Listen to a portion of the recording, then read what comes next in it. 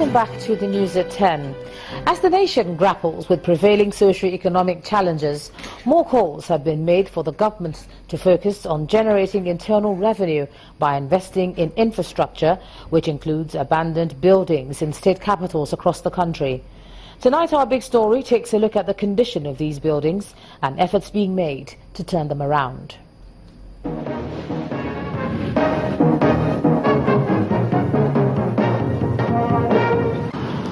This 12-story building is the Federal Secretariat, Ikoyi.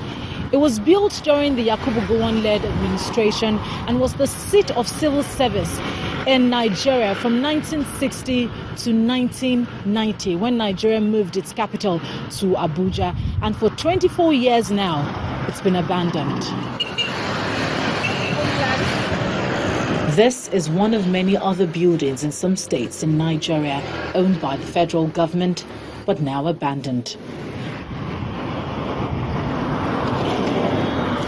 This edifice, which was built in 1960, served as the administrative office for the federal government in Nigeria. Now it has been overtaken by bush and different types of trees growing within the premises on one hand. On the other, there are litigations over the property.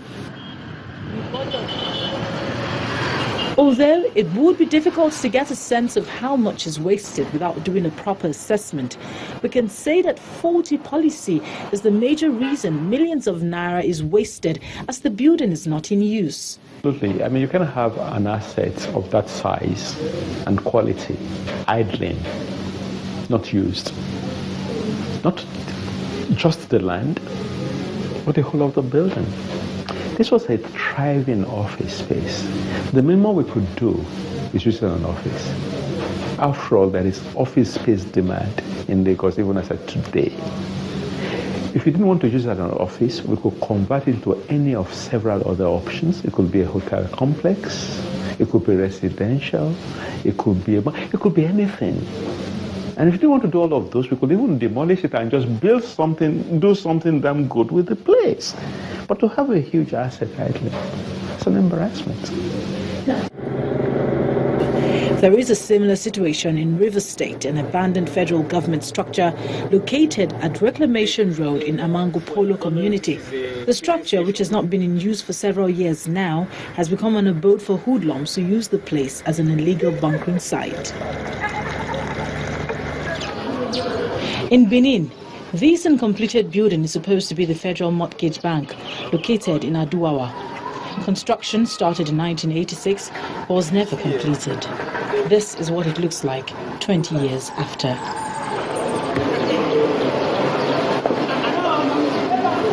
Still in Benin is the Nigerian Telecommunications Building along the Benin-Auchi-Abuja Road.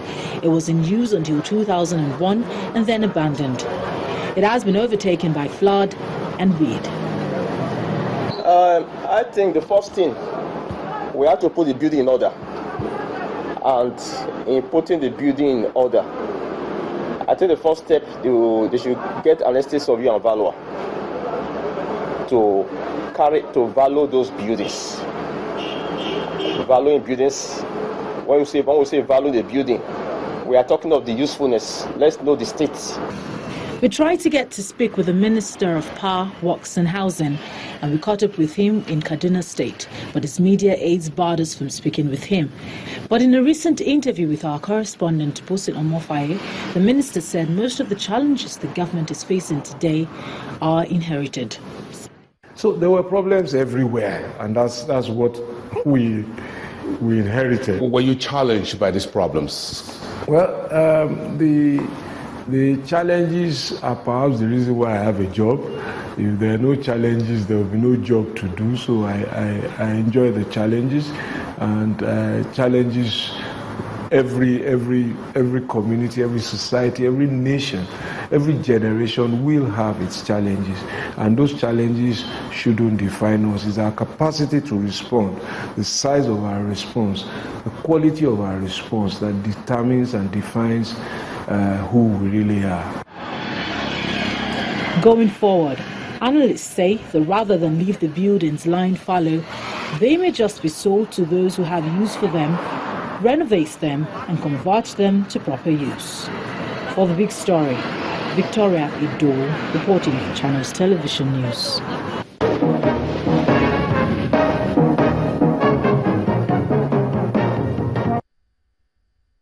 The spate of incessant strikes in the country has been a major source of concern for the citizens. The strikes have been widespread from doctors to teachers and now nurses. The list seems endless, with a seeming lack of proper understanding of the issues which have brought about the strike. Joining me now on the News at 10 to discuss this is an associate professor at the University of Lagos, Professor Ndu Eze. Thank you so much for joining us on the News at 10. My pleasure. Whenever there's a standoff, you see the government coming out to say that strikes are not the best way to move forward. And then you have the workers who say that's the best way to get the government's attention. What do you think? Well, government may be comfortable to say that strikes wouldn't be the way to go. But unions, I guess, don't just go to strike because it is fun. Unions go to strike when their members are hungry, when they feel the pressure from the membership. We can't pay our children's school fees. Our take-home pay actually does not take us home. It doesn't even drop us outside the gate. We are not able to meet our obligations. For some persons, our pay is not even regular. It doesn't come when it should come. And when things like this occur, strikes become inevitable. As a matter of fact, strikes shouldn't be the first resort amongst workers. It is lack of confidence on the collective bargaining process that usually pressures workers into strike. If you take a historical perspective, since 1945, when we had our first general strike in the country, up to 1991, the police also struck in this country. ASU struck for so many years. Some of us believe that, yes, if the employer does what he should do at the time that he should do what he should do, maybe the spate of strikes that we have wouldn't be as much as this. In any case, strikes, the employers somehow always feel threatened because of strike. Okay, because they think about the losses, in terms of man-hour, in terms of productivity, and what have you. But a lot of the time, as we've seen, even whether with civil servants or local government workers or doctors, outstanding salaries are always the issue. Now, you have about 27 states that can't pay their workers, and they were given a bailout, sorry to say, and we've heard all sorts of stories of what happened. What are the workers to do while investigations are going on? Because they still don't have any money. It boils down to what I said, that there is some kind of communication gap. Okay? For the workers, their pay did not come when it should come. And they also heard that the federal government has given a bailout fund. I mean, if you were owing workers a couple of months and you got a bailout fund, you spent it to offset some of the backlog, and the money is finished, and they can see transparently on the table that you have actually tried, you are still looking for more money, there wouldn't be strikes.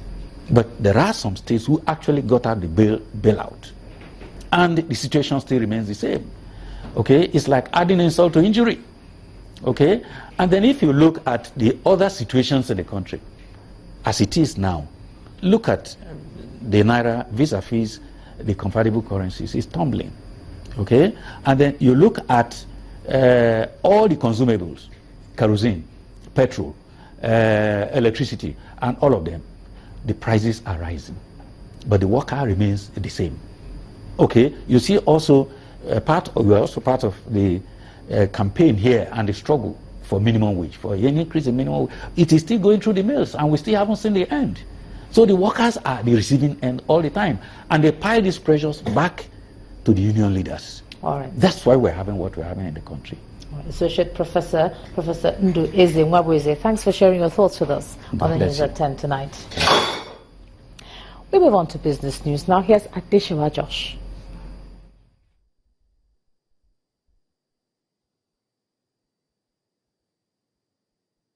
You first.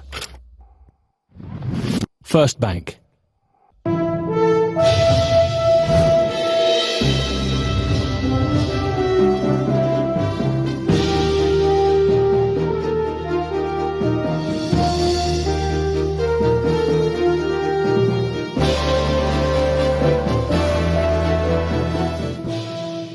Dr. Jama. Good evening, everyone. Welcome to Business News. The Minister of Budget, Mr. Udo Udoma, says government revenues reached only 55% of earlier targets in the first quarter of the year, following attacks on oil facilities in the southern Niger Delta region.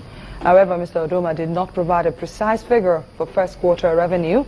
In May, President Muhammadu Buhari signed a total of 6.06 trillion naira budget for 2016 into law on the assumption of oil production capacity of 2.2 million barrels per day at $38 per barrel.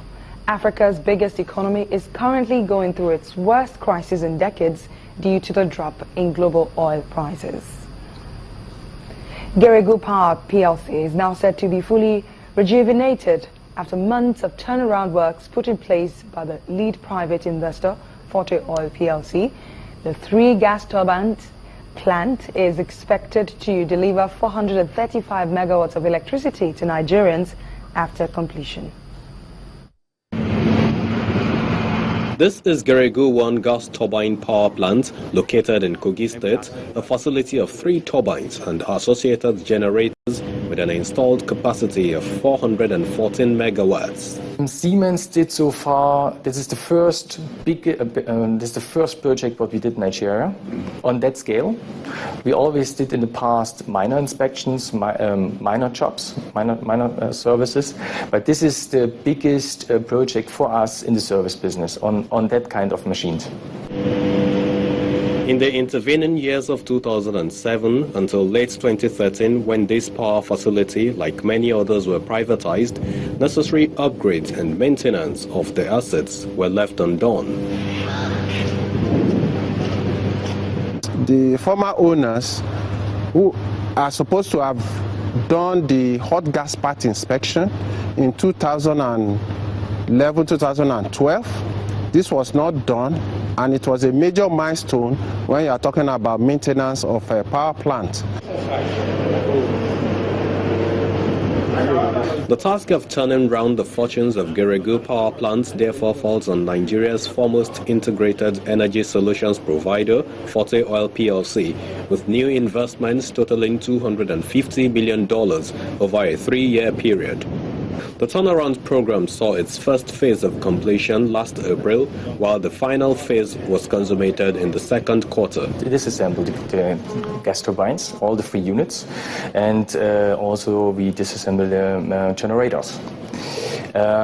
We will then change all the spare parts which have to be changed, do the necessary repairs, and reassemble the units and bring them back to grid.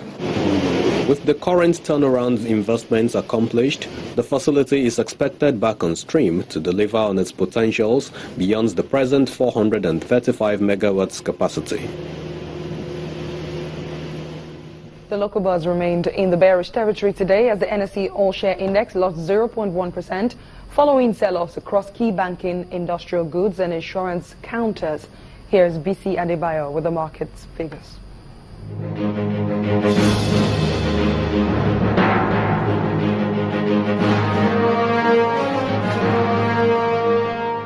Hello and welcome to the stock market reports.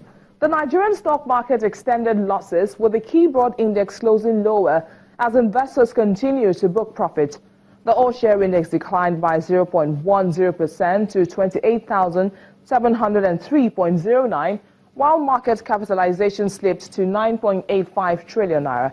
Investors exchanged 203.57 million shares valued at 2.49 billion naira in 3,805 deals. Investors continue to hound Skybank, and this time the stock lost 8.96% ahead of other losers, including MRS and NPF Microfinance Bank. It's a different story for United Capital, Honeywell Flour Mills and Unilever as they emerge the top 3 gainers for this session. On the volume chart, FBN Holdings took the lead, churning out over 32 million shares. That ends the stock market reports. I am BC Adebayo. Thanks a lot, Bissy. And it's a squarely mixed closing for global markets today, as the Bank of England hints at more loose monetary policy next month in the start of U.S. earnings season.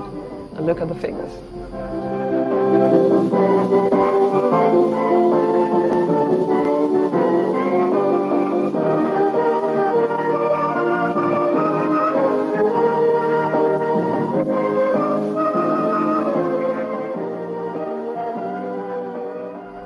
Business News Tonight. The News at 10 continues in a moment. I'm Adeshewa Josh.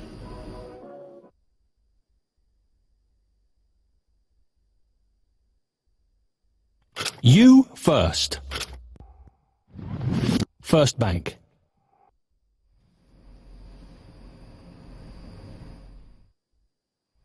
Still ahead on the News at 10, Nigeria's Super Eagles slipped to the 70th position in the latest FIFA ranking, and that's on sports. Do stay with us.